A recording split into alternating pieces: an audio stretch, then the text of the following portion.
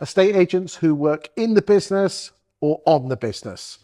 Today I'm joined by Danielle Nash, who's the boss lady of the Property Academy, and she deals with an awful lot of great estate agents. And one thing that you said to me before you switched the cameras off is that the greatest estate agents out there are very good at working on the business and not in the business. Now, there's plenty of people might know what that means, on or in the business, but describe to me in your words what that means and where agents can get better. Talk to me.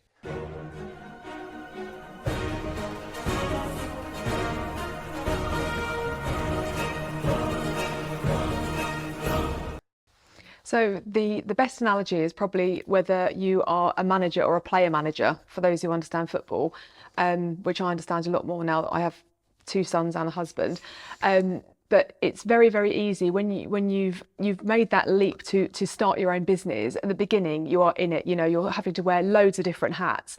But the aim, I think, is always to progress to a position where you have a really, really great team of people that are doing the day-to-day work of the business to allow you to look at the strategy to take it to the next level all the time.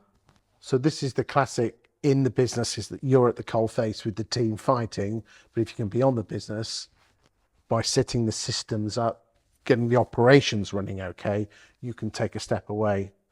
Isn't it interesting that the vast majority of estate agents are one man, one woman band? You know, to have an agency that's got more than 2 or 3 branches is quite rare in the UK. There's not many of them. Yeah. If you actually look at them, do you think this is why the vast majority of agents are one man, one woman band? Because they haven't got the operational skills, in the business as opposed to on the business. Sorry, on the business, not in the business. I think so. I think there's a sticking point, isn't there, where, you know, we all have a finite amount of time. Yes. And I think, you know, starting your own business is one thing. You can go to a couple of branches, you can spread the team out. But I think there comes that sticking point. There's almost like a glass ceiling, isn't there? Yeah, exactly. And that's where it's incumbent on the person that owns that business to understand that they've got to change their own mindset to relinquish a little bit of that control. You can't retain the control that you had when you had one office with 3 or 4 staff when you want to start moving to 4, 5, 6. And that's where you need your automation. You need really good people, outsourcing. You know, if relevant, that's the route you want to go down. And that's where, you know, organisations such as the Property Academy, other organisations are available, where, you know, you've got a number of people who work, you know, have 5, 6, 7, 8 branches. And there's a different mindset between 1 or 2 branches versus 8 or 10, isn't there? Absolutely. And I think it's just completely different, isn't it? Because it's different pressures and different levels of trust, different staffing.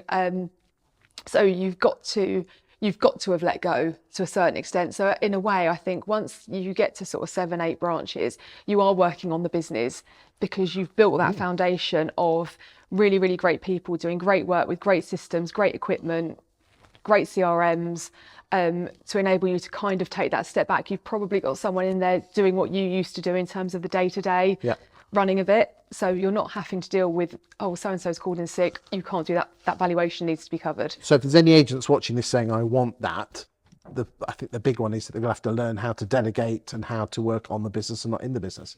Exactly. And I think, and design your business for the future. So actually, what do you want it to look like? And if you want to get to 7, 8 branches, start putting those foundations in now, because it's much easier to kind of plan for that when you've got 1 office and 4 or 5 staff than it is to suddenly find yourself with 3 offices and 20 staff. And then you think, actually, these aren't going to work for that. You know, it's that classic, what got you here won't get you there. And I think that's the point at which you need to pivot, change your mindset. But it's easier to have that at the beginning with the aim of getting to where you want to go to. Very much so. And that's, as I said, where organisations such as the Property Academy, but also action coaches and business coaches can help you with that, can't they? Absolutely. Thank you for your time today, Danny.